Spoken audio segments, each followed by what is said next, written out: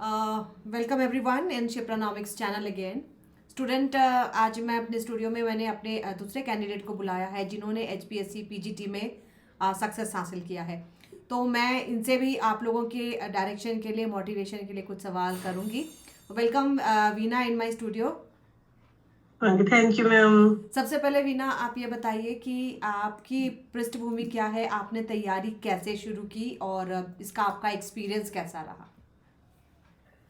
Ma'am मैंने 2006 में MA की थी मैम, और 2007 में मैंने बीएड करी। उसके बाद मैंने उसके बाद मेरी शादी हो गई मैम, और मेरा थोड़ा स्टडी से छूट गया मैम। और मैंने प्राइवेट स्कूल में भी पढ़ाया, और फिर बीच में जैसे मेरे बच्चे हुए तो मैंने छूट गया मैम बीच में। और तो फिर मैम मैंने फिर दोबारा फिर अब 2023 में स्टार्ट किया मैम। मैंने अपना एचटेट क्लियर किया। फिर उसके बाद मैम मैंने अपना प्री क्लियर किया ये एचपीएससी मेंस का।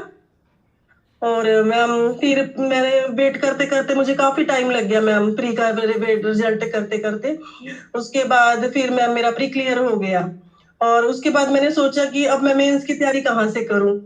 तो फिर मैम मैंने यूट्यूब से मैं आपका चैनल देखती थी, और फिर मुझे यूट्यूब पे आपकी वीडियो काफी पसंद आती थी। और फिर मैंने प्री के बाद भी मुझे 4-5 दिन लग गए सोचते सोचते कि मैं अब किसका बैच लूं। और मेरे पास सिर्फ 19 डेज बचे थे मैम, फिर मैंने आपका बैच लिया। और उन 19 डेज में मैंने आपके बैच से तैयारी की मैम। अच्छा, मुझे आप एक बात बताइए। आपकी बात से जैसा मुझे समझ में आ रहा है कि जो भी हाउसवाइफ हैं या जो भी लेडीज़ जो कि घर में रह करके पढ़ाई कर रही हैं, या जो भी वर्किंग वुमेन है, उनके लिए ऑनलाइन एजुकेशन कैसा है? मतलब आपका एक्सपीरियंस और कैसा है?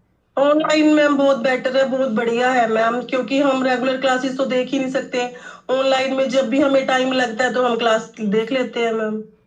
क्लास देख लेते हैं, अपने नोट्स बना लेते हैं मैम। कभी भी रात को भी आंख खुल गई और अपना वीडियो देखी और नोट्स बनाने लग गए। आपकी पढ़ाई का शेड्यूल कैसा रहता था बीना? मतलब आपने कितने देर पढ़ाई की और कैसा शेड्यूल रहा आपका? शेड्यूल तो मैम मेरा ऐसा ही था, अभी जब भी बस मेरा घर का काम नहीं पड़ता था मैं तुरंत पढ़ने बैठ जाती थी मैम। मुझे पता था कि मुझे 19 डेज में अपना सिलेबस पूरा कवर करना है, फिर मुझे रिवीजन भी करनी है।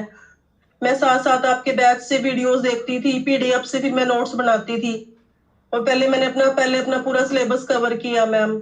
और जैसे बीच बीच में मैम आप क्लास लगाते थे, हाँ मैं लिख लिख के भेजते थे, आप हमारी आंसर राइटिंग प्रैक्टिस करवाते थे, क्वेश्चंस में आपको सारे जो भी आप बोलते थे मैं लिख लिख के भेजती थी मैम। और फिर आपने काफी इम्प्रूव कराया हमारा लिखना स्टाइल भी, ऐसे लिखो ऐसे लिखो। बाकी स्टार्टिंग में जब सबसे पहले भेजा था आपने मुझे काफी कहा था कि नहीं इसको ठीक करो ठीक करो। फिर एग्जैक्टली। धीरे धीरे मैम मैंने अपनी राइटिंग भी काफी इम्प्रूव करी, लिखने का स्टाइल काफी इम्प्रूव किया। फिर मैं अच्छा बन गया था मैम मेरा। फिर मैं जैसे एक एक क्वेश्चन तैयार करती थी, फिर उसको मैं लिख के भी देखती थी।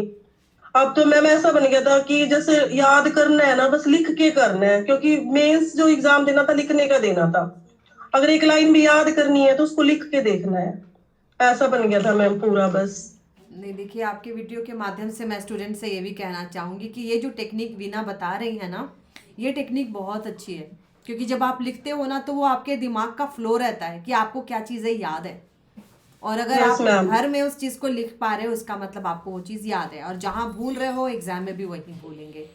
बिल्कुल बिल्कुल, अगर हमने उसको लिख के देख लिया ना मैम वो पेपर में जरूर याद आएगा कि हाँ तूने ये किया था। चलिए। अच्छा, आप एक चीज़ और बताएंगे कि जब भी आप तैयारी कर रहे हो तो आपने एक सवाल की राइटिंग प्रैक्टिस कितने बार की? क्या एक बार, एक सवाल को एक बार लिखना आपके लिए सफिशिएंट रहा, या 2-3 बार आपने उसी सवाल को नहीं प्रैक्टिस करा? नहीं मैम, मैं जितनी बार भी रिवीजन करती थी ना मैम, मैं उसको लिख के जरूर देखती थी। क्योंकि जब तक मुझे मैं ना लिख के ना देखूं तो मुझे ऐसा लगता था कि अब तेरी तैयारी हुई नहीं है, जब तक मैं उसको लिख के देख लेती थी। एग्जैक्टली, बस एग्जैक्टली। मैम मैंने वो 19 डेज अपने लिखने में लिखा लिखा लिखा पूरा, मतलब बस। मुझे याद है इतने ज़्यादा आप भेजते थे कि मेरे पास असेसमेंट का भी टाइम कभी कभी नहीं यस होता था। मैम, बस हाँ। मुझे ये था कि मेरी तैयारी जो होगी वो लिखने से होगी, क्योंकि मुझे पेपर लिखने का देना था मैम। चलिए, वेरी गुड। अच्छा, एक चीज़ आप और बताएंगे कि आपको जितना जो भी सिलेबस है उसमें सबसे ज़्यादा चैलेंजिंग पोर्शन कौन सा लगा? चैलेंजिंग तो मैम उसमें माइक्रो ही लगती है ज्यादा, क्योंकि उसके अंदर डायग्राम्स होते हैं। True, true. और वो डायग्राम्स फिर हमने वो बार बार बना के देखे मैम, तो फिर वो आ गए मैम बनाने से। मतलब माइक्रो के बाकी ऊपर ज्यादा प्रैक्टिस करा आपने। हाँ जी, हाँ जी। और जो आप मैथमेटिकल पोर्शन कराते थे वो बार बार वो भी लिख के देखते थे। देखो मैम, पेपर में तो सारा याद नहीं आता, लेकिन हम उसमें से हम हाफ भी पेपर में लिखा है ना मैम, फिर भी हमें बहुत अच्छे मार्क्स मिल जाते हैं। ये और बात है। एक मैं चीज़ आपसे और पूछना चाहूँगी, क्योंकि आप लोग एग्जाम स्टूडेंट हैं, आप जब जाते हैं एग्जाम देने के लिए, एग्जामिनेशन हॉल का प्रेशर कैसा लगता है? और वो अपनी फीलिंग बताएं स्टूडेंट्स को कि जो एग्जाम की नर्वसनेस होती है उसको आपने एग्जामिनेशन हॉल में किस प्रकार से उसको कवर किया, उस पर कंट्रोल किया और पेपर को अच्छे से लिखा। यस मैम, नर्वसनेस तो बहुत होती है मैम उस टाइम की, पता नहीं कैसा पेपर आएगा, मैं कर पाऊंगी या नहीं कर पाऊंगी।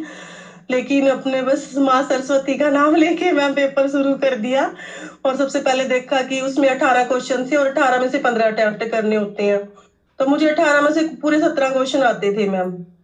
और फिर तो मैंने जिस जो सबसे बढ़िया क्वेश्चन था ना मैम, सब वहां से शुरू किया। मुझे जो सबसे पहले क्वेश्चन आया, फिर मुझे मैं सारे पेपर पहले देख लेती थी क्वेश्चन बुकलेट कि हाँ तुझे अब ये करना है, फिर वो करती थी, फिर तीसरा चौथा ऐसे, मतलब ऐसे करके मैंने अपने 15 के 15 क्वेश्चन अटेम्प्ट किए मैम।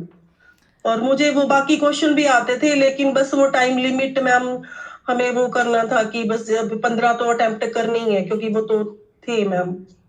हाँ जी, बाकी चलिए अगर टाइम बढ़िया। होता तो मैं वो भी कर देती हूँ अटेम्प्ट। और आपकी तैयारी में आपके परिवार का कैसा सपोर्ट रहा? मैं हमेशा जब मैं आपको पढ़ाती थी तो मैं देखती थी बच्चे भी आकर के आपके क्लास को देख रहे होते थे, तो बच्चे तो अभी भी देख रहे हैं मैम, मेरी क्लास को सुन रहे हैं पास बैठ के। बेटा तो पूरे कान लगा के बैठे हैं मैम। तो देखिए, मतलब पढ़ाई में कहते हैं बहुत कंसंट्रेशन की ज़रूरत होती है, मगर मैं आपको देखती थी कि इतना ज़्यादा बच्चे आपको इंटरफेयर भी कर रहे होते थे, लेकिन आपका जो कंसंट्रेशन होता था, आप बहुत ध्यान देते थे चीज़ों को और समझते थे। तो मतलब परिवार हाँ के बीच में रह के, परिवार के सपोर्ट के साथ ही आपने यस मैम, सक्सेस ली। यस मैम, परिवार का सपोर्ट है तो तभी तो कर पाते हैं मैम, सास का सपोर्ट, हस्बैंड का सपोर्ट, एंड बच्चे भी तभी मेरे कर ख्याल से पाते हैं। आपको ज़्यादा परेशान नहीं करते थे, वो बस स्क्रीन में आ करके और देख करके वापस जाते हाँ, थे। उनको अच्छा लगता है कि मम्मी कैसे तैयारी कर रही है, कैसे बात कर रही है। हमें जो आने वाले कैंडिडेट्स हैं उनमें ज़्यादातर हाउसवाइफ्स हैं, तो मैं उनको ये भी बोलूँगी, कई हाउसवाइफ के कॉल आते हैं कि मैम हमारे छोटे बच्चे हैं, मैम हमारा फैमिली है, हम तैयारी का समय नहीं मिलता। तो देखिए, वीना का एग्जाम्पल मैं आपको देती हूँ। मैं हमेशा देखती थी कि इनके साथ इनका बेबी भी साइड से देख रहा होता था, लेकिन आप जब फोकस्ड होते हैं ना तो आपको ज़्यादा चीज़ें प्रॉब्लम नहीं करती हैं, उसके बीच में भी आप यस तैयारी मैम, कर लेते हैं। पूरा मैम, बस हमें अपने गोल पे फोकस होना है कि मुझे हाँ ये करना है मैम। फिर कुछ नहीं याद रहता मैम, बस उसी पे लगे रहते हैं कि हाँ मुझे बस दिन रात उसी की चिंता है मैम। खाना बना रहे हैं तब भी जल्दी जल्दी कर लो, बस अब तुझे पढ़ना है, ये काम निपटा लो, तुझे पढ़ना है मैम। मतलब अच्छा, आप सुबह शाम दोपहर कभी भी एवरीथिंग, रात को भी मैम आंख खुल गई, हाँ अब तूने ये क्वेश्चन करना है। सुबह भी मैम, मतलब वो 19 डेज मेरे लिए बस मेरी फुल तैयारी, मतलब मैं बैठी तैयारी के लिए ही थी बस मैम। हाँ, आप काफ़ी लेट से आपने स्टार्ट भी करा था। अच्छा, एक चीज़ मैं आपसे और बोलना चाहूँगी कि आने वाले स्टूडेंट्स को आप क्या मोटिवेशनल वर्ड बोलना चाहेंगे, ताकि उनको भी इस एग्ज़ाम के लिए किस प्रकार से तैयारी करनी है उसके लिए प्रेरणा मिले।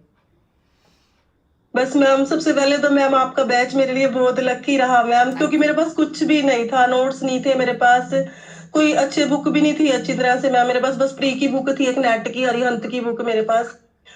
तो मैं यही कहूंगी कि मैम ऑनलाइन बैच, आपका बैच बहुत अच्छा है मैम, आपके थैंक बैच यू। से मुझे हर मटेरियल मिला और अच्छे से पीडीएफ मिली, वीडियोस मिली, और सब मैम अगर एक गोल निश्चित कर ले तो तैयारी मैम बहुत अच्छे से हो जाती है। एक चीज़ मैं हर और क्लियर करना चाहूँगी। मेरे पास स्टूडेंट आते हैं जो कहते हैं कि मेरा हिंदी मीडियम है, तो उनका मानना होता है कि मैम हिंदी मीडियम वालों को ज़्यादा मार्क्स नहीं मिलते, तो क्या हमें अपना इंग्लिश मीडियम कर लेना चाहिए? तो अभी आपका क्या कहना है, क्या हिंदी मीडियम के साथ तैयारी करना मुश्किल है? नहीं मैम, हिंदी मीडियम के साथ मुझे तो नहीं लगता, बल्कि मुझे तो इंग्लिश, शुरू से मेरा तो हिंदी मीडियम है मैम। मेरा एमए में भी हिंदी मीडियम ही था मैम, और हम तो मतलब गवर्नमेंट स्कूल से ही पढ़े हैं, तो शुरू से हिंदी मीडियम ही रहा है। बट हमें इंग्लिश मीडियम भी पढ़ाने में कोई दिक्कत नहीं आती मैम, बच्चों को टीच भी कराते हैं जैसे। हम्म। बट हिंदी मीडियम बहुत बेटर है मैम, और आपके तो उसमें पीडीएफ तो में ज्यादातर हिंदी मीडियम। आपके मन में ये कभी नहीं आया कि मुझे अपना मीडियम चेंज करना चाहिए? नहीं मैम, ये मेरे मन में कभी नहीं आया कि मुझे अपना मीडियम चेंज करना चाहिए। बल्कि मैम, हिंदी हमारी मातृभाषा है, उसमें तो हम बहुत जल्दी जल्दी लिख पाते हैं मैम। और अपने अपने फ्लो में आप हम लिख पाते हो, ये बात तो हाँ। है ना। यस मैम, चलिए। अपनी फॉर्म में जो हमें उस टाइम याद आ रहा है मैम, उसको लिखो, बस अच्छे से प्रेजेंट करो। क्योंकि जो का त्यों तो कभी भी नहीं याद आता मैम एग्जाम में। ट्रू। बस ये लगता है कि हाँ तूने ये पढ़ा है, और वो फिर हम अपने मन से बना बना के उसको लिखते हैं मैम। वो डायग्राम बनाते हैं कि हाँ तो आपने ये पढ़ा है, ये बनाया था, ये किया था मैम चलो सारा। अभी एक बार ना आप अपने बेबी को तो दिखा ही दो, वो बहुत देर से ट्राई कर रहा है, तो एक बार हम उसको भी देखें भाई कौन है, क्योंकि पूरी तैयारी के दौरान वो आपके साथ में रहा है बट मैंने उसको देखा नहीं। बिल्कुल, आ जाओ इसी आज। आज हम छुप गया मैम ये। चलिए तो कॉन्ग्रेचुलेशंस वंस अगेन बीना, और घर में सभी के कल तो मतलब होली के एक दिन पहले आप लोगों को इतनी अच्छी सक्सेसफुल न्यूज़ मिली है, इतनी अच्छी न्यूज़ मिली है, तो कॉन्ग्रेचुलेशंस वंस अगेन। बस और यस मैम, हैप्पी बस होली। हमारा अब इंटरव्यू हो जाए और बिल्कुल फाइनल सिलेक्शन हो जाए मैम। बिल्कुल, I will guide for you, I will guide for the interview, उसके लिए भी मैं गाइड यस, करूंगी, no worries, and I wish you all the success in future. ठीक है। Thank you ma'am. Thank you so much, bye baby. He is there, okay, bye.